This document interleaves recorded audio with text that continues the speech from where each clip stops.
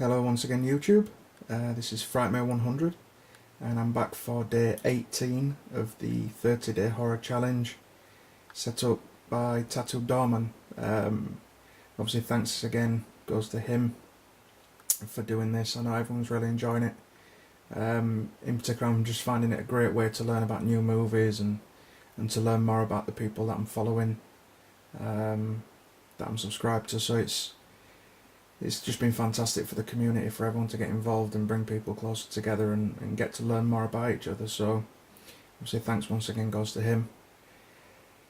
So yeah, we're on day 18 and this is our favourite horror movie filmed in black and white, I believe. I've just got a little selection here of ones that I considered.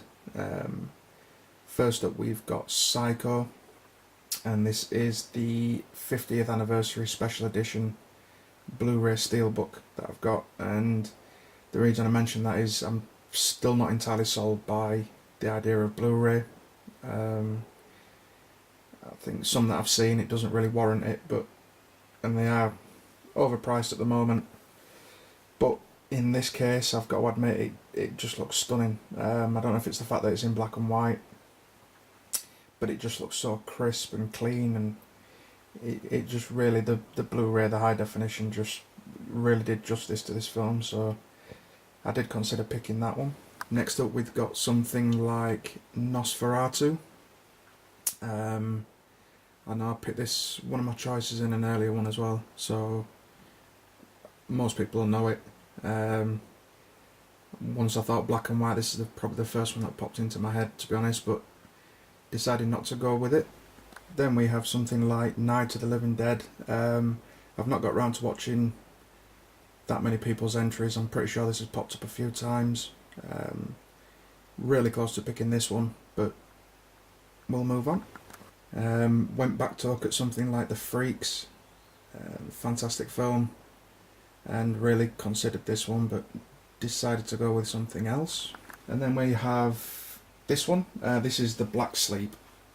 Now, I might be completely wrong, but I'm not entirely sure as to how well known a film this is. But mainly the reason I looked at this one, it stars Lon Chaney and Bela Lugosi. Now this is a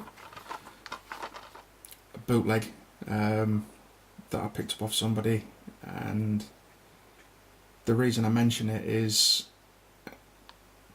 basically Plan 9 from Outer Space is often considered to be Bela Lugosi's last film. But I know that movie it consisted of a lot of test scenes and which were meant for different movies. The actual final picture of Lugosi that he actually actively participated in, was this one.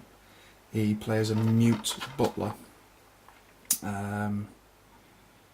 who, it doesn't really do much, but he has, as always, a great presence on screen, and it's nothing to be ashamed about. Lon Chaney Jr. also plays a mute. It's got John Carradine as a mutant, and Akim Taramoff and Tor Johnson, who were also in Plan 9 from Outer Space.